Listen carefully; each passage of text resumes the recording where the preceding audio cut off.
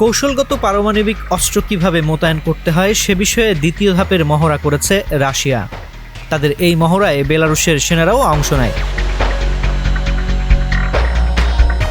মূলত পশ্চিমা শক্তির হুমকির বিরুদ্ধেই এই মহড়ার আয়োজন করে রাশিয়া।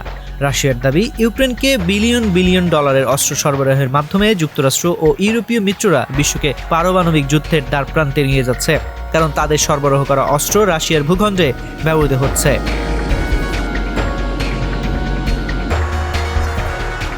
2022 সালের ফেব্রুয়ারিতে ইউক্রেনে হামলা চালায় রাশিয়া। এরপর থেকেই রুশ প্রেসিডেন্ট ভ্লাদিমির পুতিন পারমাণবিক অস্ত্র ব্যবহারের হুমকি দিয়ে আসছে।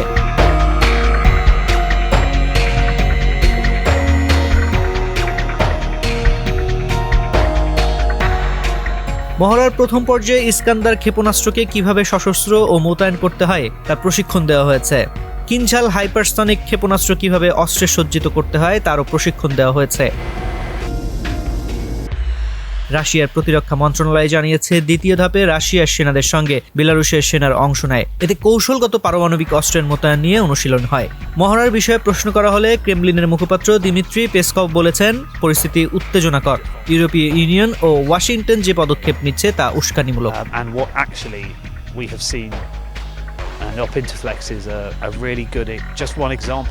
যদিও শুক্রবার পুতিন বলেন, ইউক্রেনে জয়ের জন্য রাশিয়ার পারমাণবিক অস্ত্র ব্যবহার করার দরকার নেই।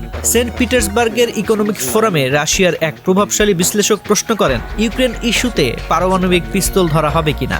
জবাবে পুতিন বলেন, এ ধরনের অস্ত্র ব্যবহারের কোনো পরিস্থিতি দেখছি না। রুশ প্রেসিডেন্ট বলেন, পারমাণবিক অস্ত্রের ব্যবহার হতে পারে বিশেষ ক্ষেত্রে, যেমন সার্বভৌমত্ব ও দেশের অখণ্ডতার উপর হুমকি তৈরি হলে, কিন্তু আমি মনে করি না এ ধরনের সময় এসেছে।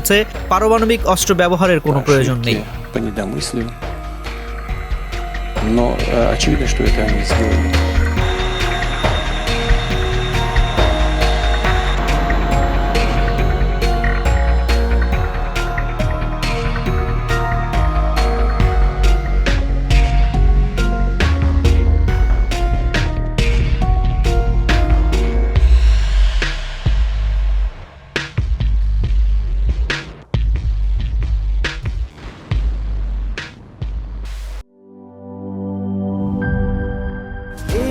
রাঙাই বাংলাদেশ রেইনবো পেন্সে, এসো রাঙাই।